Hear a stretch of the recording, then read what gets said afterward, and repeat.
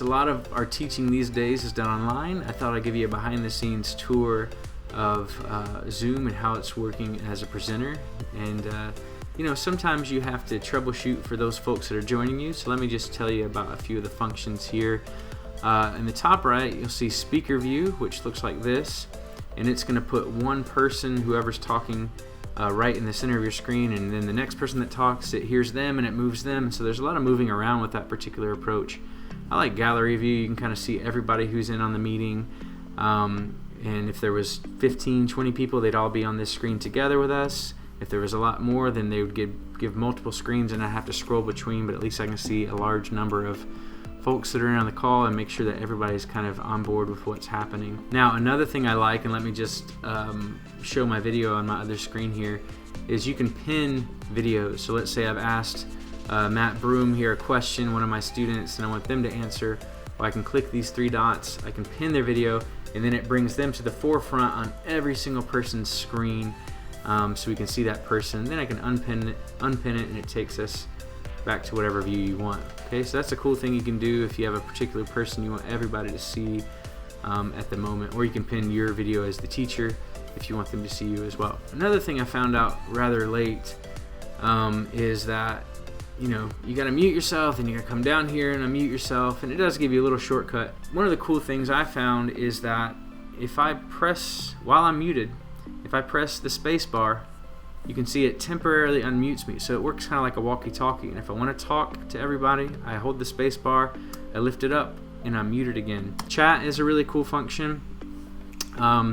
What you probably want to do though, and since it's only two folks, I don't have this option, but you'll see a third option or a fourth option pop up that says everyone publicly and privately. Now, to make sure that we're not selecting that, because that allows all your students to then chat with each other, private conversations. If you're working with younger students, there could be some bullying and that kind of thing involved. And so if they're going to chat, I'd encourage you to do everyone publicly, so at least everybody knows what's going on. Or you could set it so that they can chat with no one. You might want that, or with the host only, so then they can just chat with me if they have a question or something's up. I'd encourage you to do the chat, because some students don't like to talk or hear their voice, but they'd prefer just to type over there, and I'm kind of that way myself, so I can understand that. Screen sharing is going to be something you use very frequently in your teaching. I just encourage you as you get started to go to advanced sharing options there and make sure that it says only host. All right, if you say all participants, then anyone in on your call can share their screen, and you might get into a little bit of trouble depending on who's joining your call there. So make sure it's only you that can share your screen, and you're taking care of that. So let's just go back to our score read videos. I've got Shout Hosanna that we might be working on in this rehearsal. And I've got the full video, and then I've got different sections of the piece. So let's just say I want to work on the verse 1 with them. I'm going to pull up my video, and then I'm going to come to share screen. And when you can see that all these different options. So I can share QuickTime, anything else that I had open if I want to share my email with them, or even the music itself. But I'm just going to click QuickTime Player. And as I do that, I'm also going to click Share Computer Sound, okay? Because if I don't, then they're only going to see the video but not the sound. And so now when I press play, everybody's seeing that.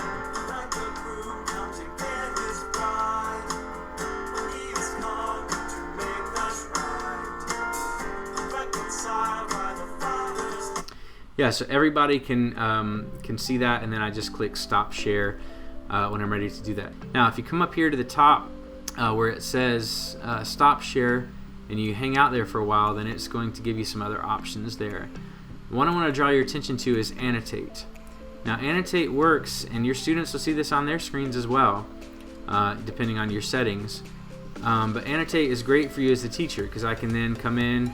Right now I'm doing Draw, and I can select, what I want my pencil to look like. I can select color. Right now it's red, and I can say, watch out for this word right here, reconciled. It's kind of a tongue twister, so be ready for that. Watch this interval. So I can circle things, I can add text.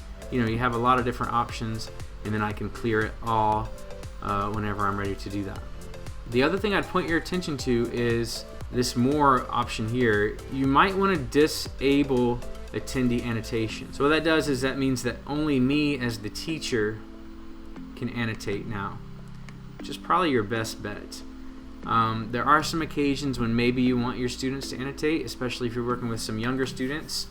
And so you can turn that back on for a few minutes if you're doing some theory, or hey, can someone circle the C in the bass clef, and you can get them involved. However, there are some dangers to that, because the students control anything and it can get inappropriate. So I would recommend that you disable attendee annotation for the most part, but there might be times where you want your students to circle different things. But here's another thing you can put to show names of annotators. So now if it's enabled and I'm coming over to my phone, I'm gonna circle whatever the teacher just asked me, but you can see my name pops up, so then you can see at least who was responsible for the drawing. But just be careful. Like I said, most of the time I would disable that for your attendees, so that way just the teacher is the one that's doing the drawing. But definitely a cool option for you as a teacher.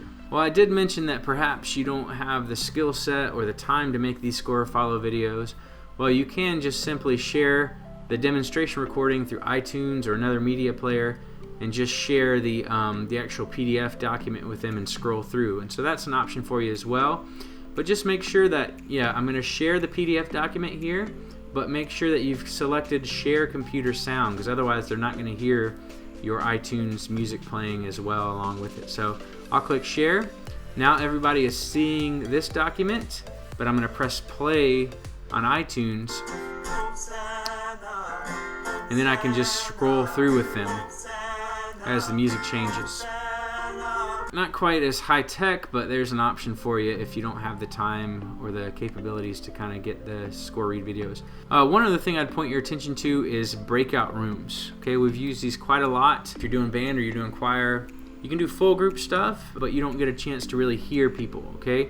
Because as we're doing these Zoom calls, everybody can't be unmuted, or it's just going to be chaos. Everybody's going to be delayed. And so as I teach, I'm unmuted, but I ask all the students to be muted, and they sing along from their homes, but I don't hear them. And so the breakout rooms is where you can hear people a little bit better. And so this is what I would do sectional, so I can send my sopranos, my tenors, my altos, my basses to different rooms and hear them on a more individual basis. And so you would just need to make sure you have a leader that's going to kind of help lead those, and then you as the overall group leader, you can pop in and out of those breakout rooms. I've gone ahead and named them. I can rename them if I want, but I've gone ahead and named my rooms. And right now it's going to be pretty easy, right? If I click assign, I'm going to assign Matt Broom to the soprano section. But let me tell you, typically you're going to have 20, 30, 40 people here.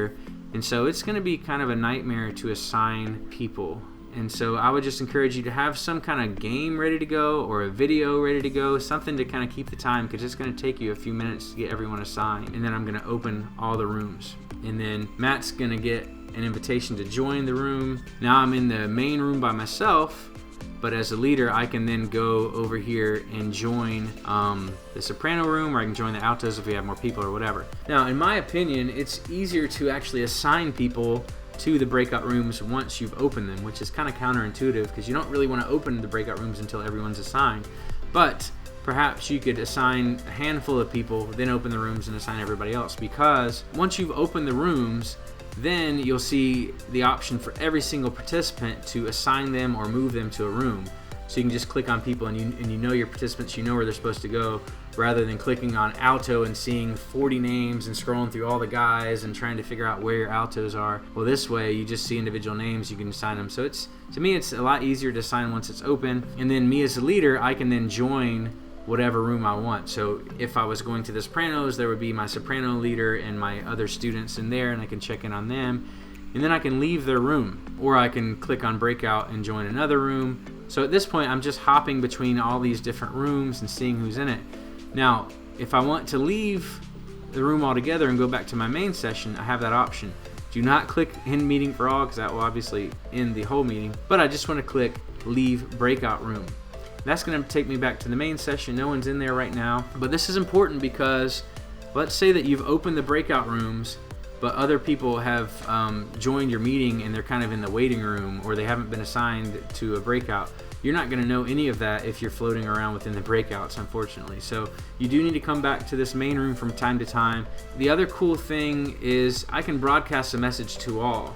So I could say, don't forget to work on the chorus section, and that's going to send it to everybody, leaders, students, everybody. Or I could say, we're going to close this meeting in 2 minutes, wrap it up. And then when I close the breakout room, it's going to give them 60 seconds to come back in, or they'll get a message on their screen that just says leave now, and they can leave and come back in immediately. I think that's a good bit of what we've used Zoom for, and some of the cool features to it. I would just say have a lot of backup videos ready to go, right? People are going to join at various times, and you don't just want it to be dead as people come in. So you could have a video playing, a game, even just some audio playing to set the atmosphere. Like I said, you don't get a whole lot of interaction with Zoom because everybody can't talk at the same time, everybody can't sing, definitely can't play the horns at the same time. And so we found, like, at the end of our meetings, we just unmute everybody and we can have a good time together just in that fellowship. There's also some other functionality. If you're under participants, you have some options here with each participant. You can ask them to start their video. We found that a lot of students like just to have their picture up and not a video, but then we don't know if they're actually engaged or if they're watching TV or if they're at, getting their haircut or whatever. So ask them to be engaged that way. You can rename them if they've put something crazy and you want to make sure that you know who they are. You can do that for them. You can even put them in the waiting room, and then you can send them a message to the people in the waiting room. I put you here because you're doing this. That could kind of be your warning place. Don't do that again, or I'm gonna have to kick you out, and then you can let them back in. And then if you do need to remove somebody, then you just remove them, and then as it says, they won't be allowed to rejoin the meeting. So you have some options there. You can mute everybody, and then you can click this if you want them to have the ability to unmute themselves, or leave it off, and then only you can unmute them. If you want to unmute all of them, click that button, and then they're going to get a message, and then they'll have the option to stay muted or unmute themselves depending on what they want to do. It is a lot to take in if you've never done it before, but we're all learning at the same time, so I'd encourage you to give it a shot, especially with your core groups. They'll be very forgiving, just knowing that you care enough about them to try something together. I'd encourage you to have a co-host with you that can also have some of these functionalities. They can mute people, they can let people in from the waiting room, but it's hard to do everything by yourself, and so I'd encourage you to have a co-host. Maybe it's your assistant leader or something like that can help you with some of these things that we've been going through. A lot of cool things that this allows us to do now. It's not as great as an in-person rehearsal. Like I said, people are mostly muted during it, but it's a great option for us during this time, and certainly gives us some options going into the future, even once we're able to meet in person again, that we want to probably take advantage of. So hope you found this useful. But this is how we've been doing a lot of our rehearsals, and we're learning as we go as well. So we'll let you know if we find out anything new, and you share with us as well. But thanks for watching.